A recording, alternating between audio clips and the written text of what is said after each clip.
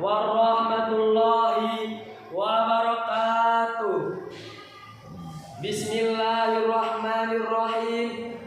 Alhamdulillahirabbil alamin. Wa bihi nasta'inu ala umuri dunya waddin.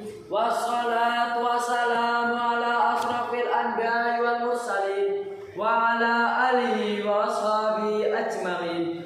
Amma ba'du. Yang terhormat Dewan Juri, hadirin yang berbahagia, dan tidak lupa seluruh peserta lomba yang saya banggakan.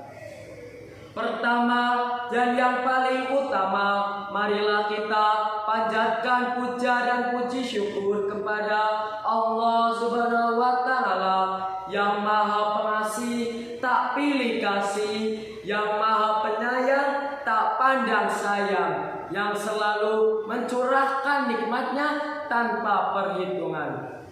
Sholawat serta salam semoga tercurahkan kepada junjungan kita Nabi besar Muhammad Sallallahu Alaihi Wasallam yang telah membawa kita dari zaman kegelapan menuju zaman yang terang benderang.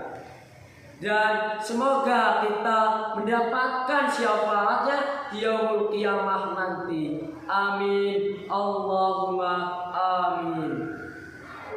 Hadirin rahimakumullah, perkenankanlah saya akan menyampaikan sebuah pidato dengan tema pentingnya kejujuran dalam kehidupan. Berbicara mengenai pentingnya kejujuran dalam kehidupan, kita teringat dengan sifat dan akhlaknya Nabi Muhammad Sallallahu Alaihi Wasallam. Karena beliau adalah seorang yang baik budi pekertinya, santun perangainya, halus tutur katanya, serta sempurna akhlaknya, yang layak kita jadikan suri teladan di dalam seluruh aspek kehidupan kita. Sebagaimana firman Allah Subhanahu wa Ta'ala dalam Al-Quran surah Al-Ahzab ayat 21 yang berbunyi, A'udzu billahi minasy syaithanir rajim. Bismillahirrahmanirrahim. Laqad kana lakum fi rasulillahi uswatun hasanah liman kana yarjullaha wal yawmal akhir wa dzakarallaha katsira. Yang artinya sesungguhnya telah ada pada diri Rasulullah itu suri teladan yang baik bagimu, yaitu bagi orang-orang yang mengharapkan rahmat Allah dan datangnya hari kiamat dan banyak menyebut Allah.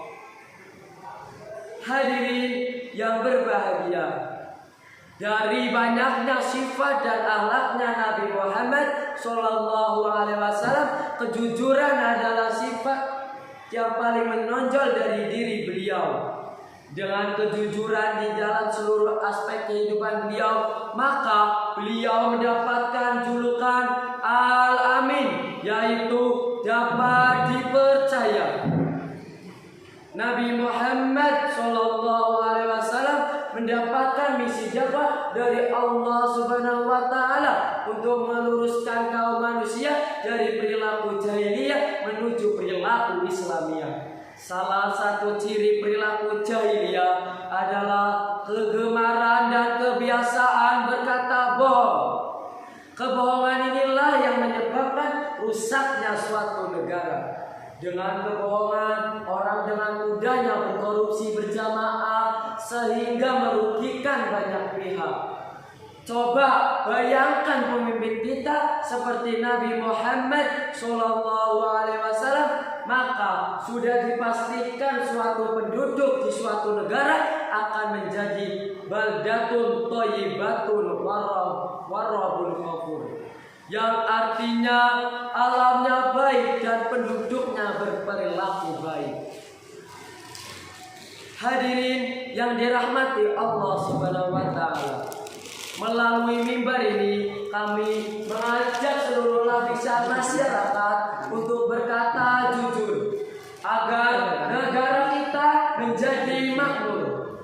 Sebagaimana firman Allah Subhanahu wa taala dalam Al-Qur'an surah Al-Ahzab ayat 70 yang berbunyi, A'udzu billahi minasy syaithanir rajim. Bismillahirrahmanirrahim. Ya ayyuhalladzina amanu taqullaha wa qulu qawlan sadida. Yang artinya, wahai orang-orang yang beriman, bertakwalah kamu kepada Allah dan katakanlah perkataan yang benar.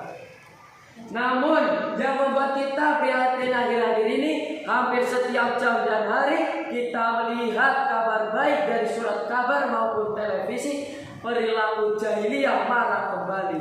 Orang berkata lain di lidah, lain di hati, bertentangan dengan hati nurani. Padahal Allah Subhanahu wa taala telah memberikan penguasaan rezeki yang tiada henti. Yang jadi pejabat sudah digaji tinggi, yang jadi pegawai sudah ada remunerasi, yang jadi guru juga sudah ada sertifikasi. Kekayaan berupa luas tanah dengan rumah loji, bagasi berisi mobil mewah bermerek Mercy, perabot rumah tangga dari Italia, dan lemari penuh pakaian dari luar negeri. Meskipun begini, masih saja tidak mau bersyukur kepada Allah Rabbul Izzati. Bahkan masih saja ada yang nekat korupsi, ngapusi, bahkan melakukan pungli. Itu semua karena tidak mencontoh dan mengikuti akhlaknya Nabi. Kalau sudah begini, apapun yang terjadi susah mendapatkan ketentraman hati, baik di dunia maupun di akhirat nanti. Hadirin rahimakumullah, syukur masih ada lomba MAPSI sebagai wujud prestasi. Tidak hanya sebagai wujud prestasi, tetapi agar kita menjadi dekat dengan akhlaknya Nabi yang bisa kita amalkan dalam kehidupan sehari-hari. Hadirin rahimakumullah, demikianlah yang dapat saya sampaikan. Kurang lebihnya saya mohon maaf sebesar-besarnya. Wassalamualaikum